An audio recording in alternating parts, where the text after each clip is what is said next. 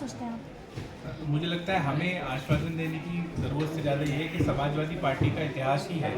राम मनोहर लोहिया जी अक्सर एक नारा दिया करते थे कि जिस ओर जवानी चलती है उस ओर जमाना चलता है। तो युवाओं की भारत जो है दुनिया का सबसे युवा देश है। हमारे देश की 65% आबादी जो है वो 35 उम्र तक के लोगों की है। तो युवाओं की भागीदारी देने के लिए हमेशा समाजवादी पार्टी काम करती है। और आज देखिए हमारी राजनीतिक पार्टी के जो राष्ट्रीय अध्यक्ष हैं उस देश के सबसे युवा मुख्यमंत्रियों में से एक है। आज एक युवा होने के नाते भी वो पूरे पार्टी की पूरे देश के अंदर कमान संभाल रहे हैं। और आने वाले दिनों में भी इस बात की आपके जरिए हम आश्वासन देना चाहते हैं कि युवाओं के जितने भी मुद्दे हों, चाहे वो बेरोजगारी का मुद्दा हो, चाहे वो शिक्षा का मुद्दा हो, चाहे उनको राजनीतिक भागीदारी का मुद्दा हो, इन मुद्दों को लगातार पार्टी के प्लेटफॉर्म पे और सरकार के खिलाफ जो भी आंदोलन के जरिए से उठाने की ज़रूरत पड़ेगी, समाजवादी पार्टी युवा जनसभा उसको पूरी मजबूती से उठाएगी। अभी जो माहौल चल रहा है, जैसे धर्म को लेके युवाओं को, मतलब मैं जो अगर कहूँ तो उनको भड़काया जा रहा है या फिर उनके माइंड में ये सेट कर रहा है कि तुम इसी पर्टिकुलर धर्म के हो या फिर इसी को लेके आगे चलो, तो उसके बारे में क्या बोलना चाहोगे? देखिए ये कहीं ना कहीं हम जानते हैं रंगा बिल्ला की सरकार है और इनके पास जवाब देने को कुछ है नहीं। अगर आप इनसे पूछेंगी कि कितने लोग जो है गरीबी से बाहर निकल के आए तो ये झूठा आंकड़ा देंगे। अगर आप इनके खिलाफ विरोध करोगे तो जो इनके गठबंधन के साथी हैं ईडी सीबीआई उसको लगाएंगे।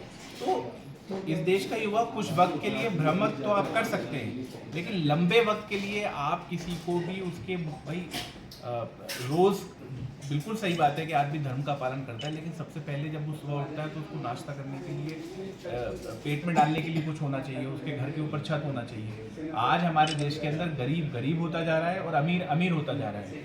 तो ये वक्त अब दूर नहीं है। और आप ये देखिए जो प्रोपेगेंडा चलाया गया था, इस प्रोपेगेंडा का हमारे अध्यक्ष भी आज बोल रहे थे, इसका एक पैटर्न है। इस प्रोपेगेंडा का ये पैटर्न है कि एक झूठ को इतनी बार बोलो कि वो सच नजर आने लगे।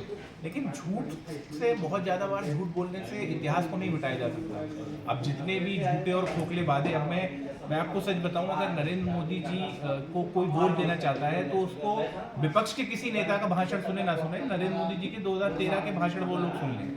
आज का ही एक रिपोर्ट आई है कि जब नरेंद्र मोदी जी मुख्यमंत्री थे तो वो ये कहते थे कि 50% जो इनकम आती है स्टेट से वो स्टेट्स को वापस दी जानी चाहिए।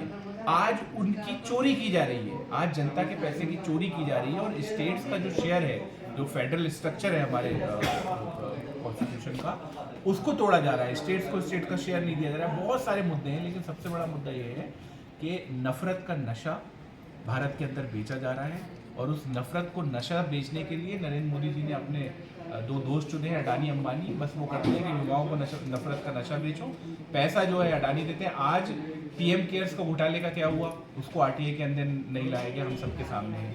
आज देश के अंदर जो चंदा मिलता है, अगर 100 रुपये चंदे में आते हैं किसी राजनीतिक पार्टी के लिए, तो 90 रुपये सिर्फ भारतीय जनता पार्टी के पास जाते हैं। ये सारे मुद्दे युवाओं को बहुत लंबे वक्त तक भ्रमित नहीं किया जा सकता। तमाम राजनीतिक पार्टियां और इंडिया अलायंस के जो गठबंधन है उन्होंने ये बात का प्रण लिया है कि युवाओं के बीच में हम जाएंगे।